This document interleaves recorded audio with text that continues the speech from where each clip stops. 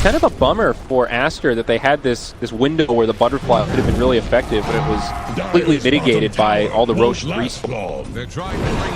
That MKB will definitely be online when that next fight breaks out. So, yeah. Bottom tower CRT's just gonna buy it. Because, I mean, you have the Aegis, you have the Shard. I feel like you can just go for the game here. So yeah.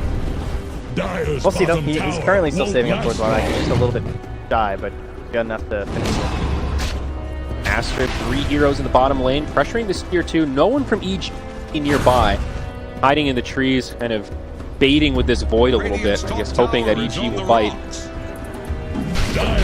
Who's feeding this tier for EG? Great boss time. He's waddling.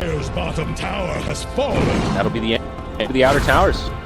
Only tier 3s remain. Here, Trent. Yeah, pretty bold stuff here. I don't know. There's pressure right up. And no contest from EG, so that's a good snipe from Aster to like find that space and get an objective for themselves when they're fighting into Aegis Fees and refresher cards. I mean, I like it though. They're trying to find objectives just to stop EG from forcing this fight right outside of the enemy base. I mean, they are honestly doing a really good job buying time on this Aegis. They're checking scans to see the bounty runs. Crit still comes in though, but it's an invisible Fenrir with the Glimmer Cave. Now Crit. Aster, he's just wandering into a whole team. Awkward position here. Crit is going to be the one initiating on first, but he does have some friends. There's the duel. Arteezy joins the party, and SumaiL on the back line almost catches the Phoenix, but it's not enough. Crit hits the shallow grave. There's the Supernova, but SumaiL gets brought down as the Raid Boss is here. This fight is looking good for EG. They'll bring down 3. The Supernova goes off. Tinker not even in the fight. 1 for 3. Very nice. Yeah, things just kicking off in a bad way for Aster on that one. Not able to get off any of those key spells. No Tinker. I mean, Tinker is so much of their damage in those kind of initiations. The egg just feels so underwhelming without the Chronosphere stack on top of it. Nothing lost for EG there. Still an Aegis, still a refresher shard. He's also in the hands of SumaiL, back up to 7 Bloodstone charges. And this guy has MKB and buyback. That is ridiculous. Buyback used by Fenrir.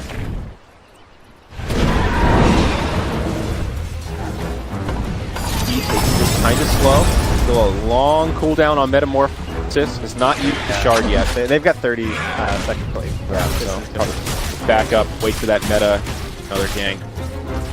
Honestly, it feels like it's just come down to another Roche fight. Unfortunately for EG, as you know, if that fight happens maybe a minute or 2 sooner, then perhaps he was cracking the high ground. But I think they need to roll up again. Starting to feel that late game potential of EG as SumaiL is just turning into a cannon at this point. Daedalus queued up, so his right clicks are just starting really hurting. Void feels like he's stalling it real hard though. Like yeah. he fought a butterfly that's now countered by the MKB. Again, still the #1 damage deal on the dire side. It's gonna be really rough for him. And then on top of that, he now feels like he needs a Lincoln. So he is not really progressing. Especially like he has the guarantee to Chronosphere, sure, but it feels a little rough. Ogre going for the plus 40 strength talent at level 20. Skipping Bloodlust. Beefy Ogre here, 2,900 HP now. I feel like you kind of have to play it honestly. The Bloodlust is pretty great, but for the most part, everyone just feels the need to go for strength. I think the Bloodlust picked up a couple. Yeah, I think it's good when you have like PD or you're in a situation where you're like GG pushing when you know they don't buy back, like you just can get one extra rack because of it. Very situated. 40 strength is a lot. It is. It's like a lot. It adds, when you take that talent and the health is like 900. Ooh. Initiation here. Looks like they are going to find this kill. That's an Ursa down. The good catch for Aster, but can they get more? Arteezy with the BKB on. SumaiL grabs the Chrono in the backline, trying to finish off Fly. It's going to be close, and he will bring it down. Now on the other side, Crit able to survive, and Arteezy will just head back up to the high ground as SumaiL is still in pretty deep. BKB on, but it's expired. Now Crit hits him with a toss. Arteezy doing a lot of damage. Supernova on the low ground. Tinker's way in the back too. Love her. Pops the Hex onto SumaiL. He's going to eat the cheese. Now SumaiL's back and ready to fight. Tinker getting low, the disarm, stopping this Terrorblade from doing the damage he needs. Arteezy can't sunder. He's going to go down. Now Crit on the run. Looks like he's going to fall as well. The neutral creeps will deny it, but he's going to be dead nonetheless. It's all 5 dead for EG. The buyback from Tinker proving worth as they get completely cleaned up. Oh, the 43-minute neutral deny. Come on, let's a pure victory for EG on that little kill. As yeah, it costs them 2160 with all the kills. Very expensive. for the little tinker, but if that's going to help secure the first tier 3 of the game. 2,400 net worth swing, and now the Tiny buys back. Two more heroes with buyback available. It's the Lina and the Terrorblade. He does have Metamorphosis. He can use that Refresher Shard before he went down. Lift already been used by EG. There's the tier 3 tower, and this will be at least one lane of barracks. Possibly more. We'll see what Aster does, and they're going to go for it. They want to. They're committing for more. You have everything. But they're waiting here, maybe thinking that they can hold without burning the buybacks. There it is. They try to bait him in. Now the TP's forward. XXS on the run, very low. EG have to get some cleanup kills here to make this worth it, but it might not be possible. The Void Time walks down. Phoenix jumps in, caught by a Yule Scepter, but we'll have another side note in line. It's Fire Spirits. Boca suicides in. Okay. Nice catch with the Yules, though. I guess he couldn't make his way out. He was just taking space. He was making sure they couldn't chase. That was the only reason. He was 100% fine with dying. I mean, talk about economic damage, though. It's an 8,000 net worth lead now for Aster, just like that. That graph. So far. And, well, Roche, though, the time is coming. Ortiz is going to sit 40 seconds. Need some illusions. Yeah. Of course, they won't know that. It's relatively early. Brutal for EG.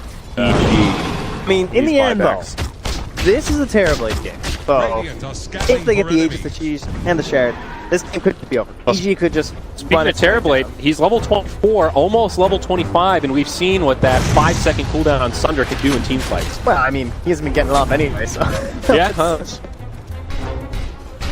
But I think when it's on that short cooldown, you can use it a little more exactly. I think he's been trying to save it for those clutch times, and Aster just been playing around that very well. So, a potential game changer. Look at this pacing from Sylar. He's so slow. Well, Crit jumps in. Initiation onto Sylar. Follow-up LSA will be off the mark. Buyback from Phoenix used again as the BKB gets popped by SumaiL. Aster finishing off some wards here. An awkward angle for EG to try to initiate. They had the Dire Current in there, so no road up.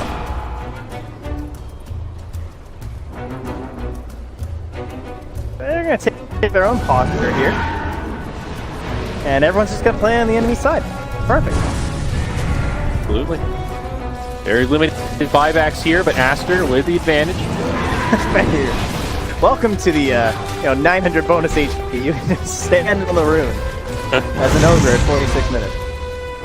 EG still on the high ground here, posturing like they really want to catch an initiation. Oh, nice warrior defender. Gets them all.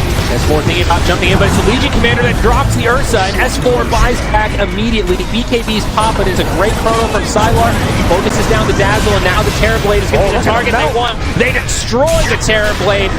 120 seconds without buyback. EG up against the ropes is now trying to make it back to inside. S4 with the buyback jumps in, does bring down Baboka. He's going to need more than that. But is he going to be able to make it out? The BKB, only a couple seconds left. A lot of damage coming his way, and they're going to try to chase him down. Lover catches Chris here in the trees, has the Hex, has the damage, and it looks like he's going to follow suit. Aster did it.